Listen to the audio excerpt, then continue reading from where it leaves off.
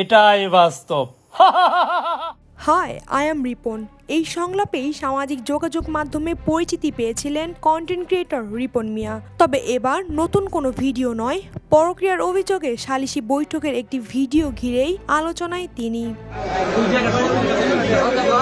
সামাজিক যোগাযোগ মাধ্যমে ভাইরাল হওয়া একটি ভিডিওকে কেন্দ্র করে নতুন করে আলোচনায় এসেছেন কন্টেন্ট ক্রিয়েটর রিপন মিয়া। ভিডিওতে দেখা যায় স্থানীয়দের উদ্যোগে আয়োজিত একটি সালিশি বৈঠকে উপস্থিত রয়েছেন তিনি।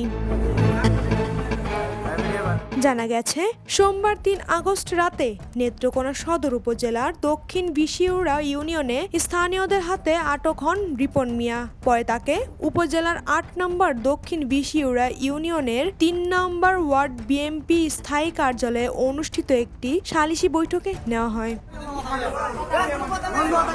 স্থানীয়দের অভিযোগ, গত ৩০ জুলাই ৮ম শ্রেণী পড়ুয়া এক মেয়ের সঙ্গে রিপন মিয়াকে আপত্তিকর অবস্থায় দেখতে পান এক যুবক। এরপর ঘটনাটি ধামাচাপা দেওয়ার চেষ্টা করা হয় বলেও অভিযোগ ওঠে। এমনকি ওই যুবককে ১০,০০০ টাকা দিয়ে চুপ করিয়ে দেওয়ার চেষ্টাও করা হয়েছিল। প্রথম দিকে মেয়েটির পরিবার বিষয়টি জানতো না বলে দাবি স্থানীয়দের। পরে ঘটনাটি পরিবারের সদস্যদের নজরে এলে স্থানীয় মুরব্বীদের উদ্যোগে গত সোমবার সালিশি ডাকা হয়। সালিশে রিপন মিয়া ৫ লক্ষ টাকার জরিমানা দেওয়ার সিদ্ধান্ত নেওয়া হয়েছে বলে স্থানীয় সূত্র জানিয়েছে। ৭ দিনের মধ্যে মেয়েটির পরিবারের হাতে ওই টাকা তুলে দেওয়ার শর্ত দেওয়া হয়। পাশাপাশি শর্ত না মানলে তাকে এলাকা ছাড়তে হতে পারে, এমন সিদ্ধান্তও নেওয়া হয়েছে বলে দাবি করা হচ্ছে।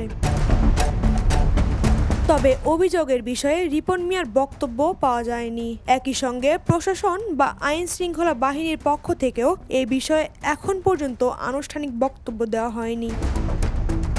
বিনোদন ডেস্ক, দ্য নিউজ। দেশে দেশে সবার সাথে দ্য নিউজ।